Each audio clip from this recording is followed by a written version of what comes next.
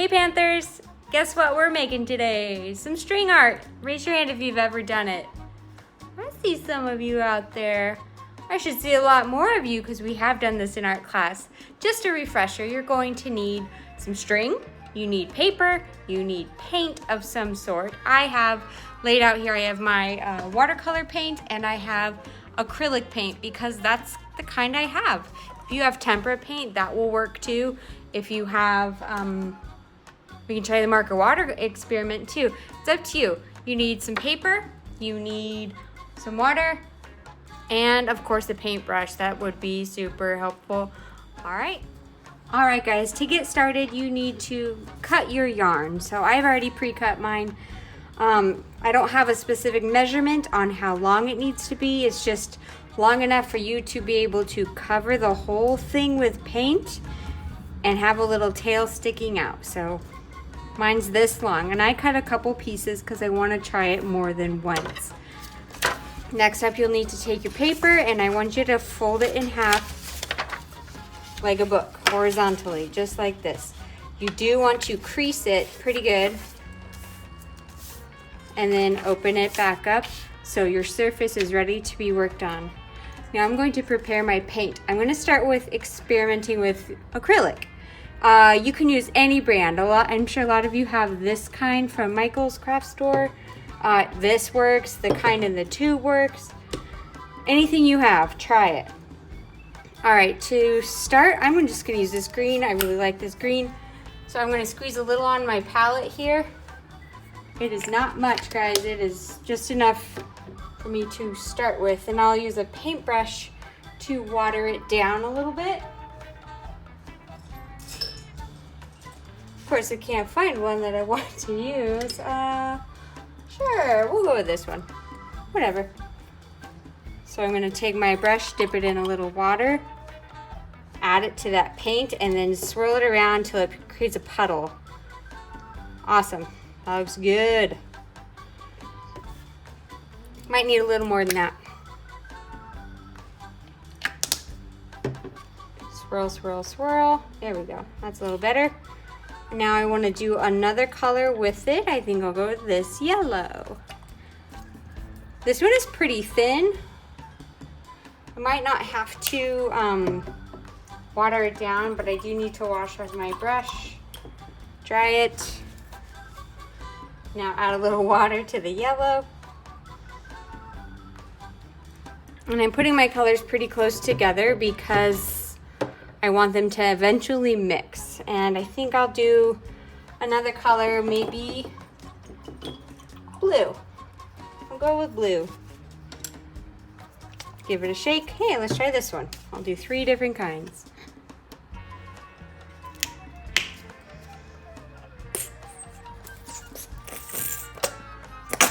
Woo! It's kind of a lot. That's all right. Add my water, thin it out, create that little puddle. Cool. I'm gonna set my brush right on this foil. That will work. Take my string, and now remember, you're probably gonna get a little bit messy. So I'm just gonna try to cover my yarn. So I can already tell I didn't use enough green, but remember, we are experimenting. It's part of the process. I'll just kind of drag it in the yellow. If you want to try one color at a time, that might be better. But look at me already. Oh boy. If you don't like it messy, you can wear gloves or try tongs or tweezers. All right, so it's nice and pretty much wet. It's mostly yellow, but I'm just gonna let it fall on the paper. Somehow leave my little tail sticking out. I gotta wipe my hand. Fold the paper in half. You can either hold it with your hand or put a book on top of it. I'll just put my sketchbook on top of it. And then you're going to pull straight down. Oh, just like this. Pull the string out. Now it's a good time to make guesses. What do you think happened on the inside? Do you think it kept the pattern? Do you think it smeared? Let's find, ooh. Did anyone guess that it would happen on both sides? That looks pretty cool. I want to add to it. So I'm not going to switch strings. I am just going to keep the same string and then just dip it in the blue. Notice I tried to pick colors that if they do blend, or when they do blend, they won't make a muddy brown color. That's why I chose the blue, the yellow, and the green. So I'm just kind of mixing it up with my fingers. Oh, I know some of you will love this. All right, it's pretty covered. Now I'm gonna lay it over again. Try not to do the same pattern this time. And I'll close my book or my paper, wipe my finger off a little bit, take my sketchbook, lay it on top, and pull. Oh boy. Oh, this is gonna be cool. All right, don't let it stay closed for too long because it will end up sticking together. Let's see the big reveal. Wow. That's pretty cool. Covered up most of my yellow and green. Maybe I should have done the dark color first. I don't know, I kind of like it though. So that's the acrylic paint. Let's try the watercolor paint. All right, so now I've set up my station for watercolor painting. Now remember, I'm experimenting, so we're all gonna figure this out together. It's gonna be so fun. I have my watercolor set up and I already woke up every color that I wanted to use. Mine's really muddy, but we'll see what happens. So to wake it up, I just added a drop of water on each color. Now, in order to do it, you have to take the color you want to use and put it on a separate area because it would be really hard to get your yarn or string in that little or in that, can't think of the word, pan. There you go. So I have the red that I want to use. Wash my brush. I'm gonna grab some of this pretty blue. So I'm just getting a puddly paper. Another option, if you don't have watercolor paint, you can use again, leftover Easter egg dye, or you can use food coloring in a cup by just dipping your string into that cup. It would work really well. Let's try red, blue, and let's try red and blue. Let's see what happens. I might have to end up adding more because just by the looks of it, this string is gonna soak it up pretty quick. So let's just see. So I'm just letting it absorb.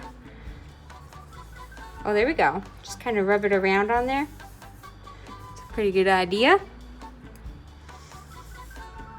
Maybe do that with the blue. Ooh, I know a color we're gonna get. Huh. Oh, we forgot something. Fold your paper first. Now that my hand is nice and messy. Fold your paper, there we go. Okay, well, let's see what happens. Lay your color out. Fold it. Place a book or something on top. And you're going to pull. Made a funny sound. Straight out. And ooh, wow. I was not expecting that to be this pretty. Holy buckets, I love it. Oh my gosh. Okay, I kind of want to add more red.